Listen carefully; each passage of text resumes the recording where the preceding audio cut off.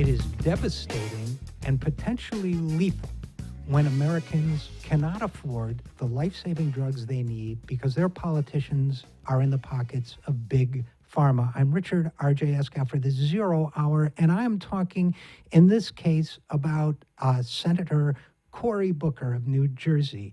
Look, it's devastating, but it's even more disappointing when in return for the criticism they're given, senators or politicians, especially Democratic politicians, give weak answers and weak rebuttals. So it's downright outrageous, for example, to cite safety concerns for voting against a bill that laid the groundwork for the importation of safe drugs from Canada when you voted at the same time as Cory Booker and 12 other Democrats did last month for a bill that was real, that was not symbolic, that was not paving the way, and that absolutely lowered safety standards dramatically for American drugs. Look, if Cory Booker and 12 other Democrats hadn't broken with their party and hadn't ignored the needs of the American people and had sided with Senator Amy Klobuchar and Senator Bernie Sanders in voting for this bill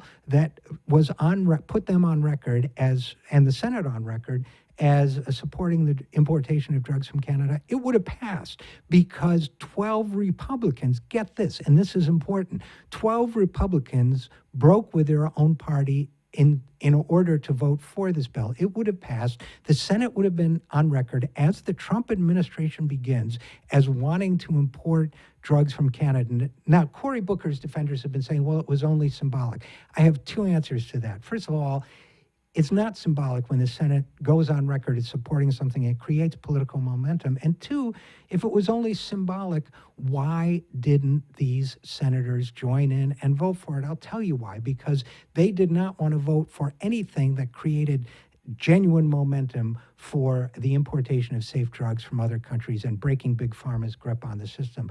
Ultimately, what we need to do is, of course, is renegotiate the whole pricing structure behind Big Pharma and break the stranglehold of Big Pharma on drug pricing themselves.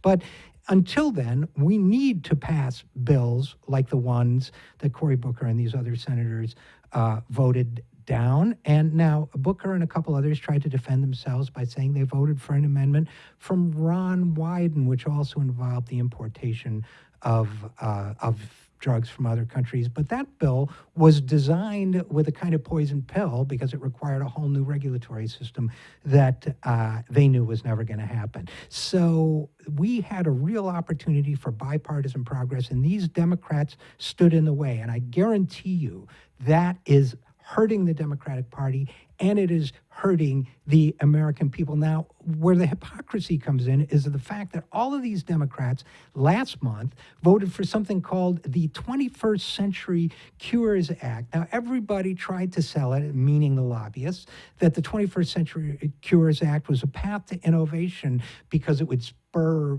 creativity or whatever. What it really was a massive relaxing of safety standards so that a lot of fringy alternate health outfits that were close to the Trump candidacy and a lot of shaky off-label uses of drugs could be legalized without the proper testing. Now, Booker and these other senators had no problem voting for that. They didn't talk about safety when they voted for the 21st Century Cures Act, but when it came time to lower drug prices with something that could have built political momentum for drug importation, Booker's statement was any plan to allow the importation of prescription medications should also include consumer protections that ensure foreign drugs meet American safety standards. Now, I guarantee you, Canada's system of screening drugs is actually better than ours, number one. Number two, most of these drugs are made in the very same factories for Canada as they are made for the United States. So it's the same drugs. They're just 40% cheaper.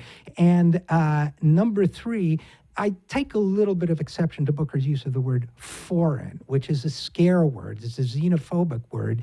Canada, to most Americans, is not super foreign. So I think he's tapping onto some xenophobic fears in order to defend his position. What we need, I guarantee you this, if we continue to have Democrats who are in the pockets of big pharma, and by the way, Cory Booker is also in the pocket of Wall Street as well, as most people know. He sucker punched Obama from the right on the issue of hedge funds in 2012. So if we continue to have Democrats like that, or if someone is foolish enough to put Cory Booker at the top of the Democratic ticket, that is a recipe for Democrats to keep losing.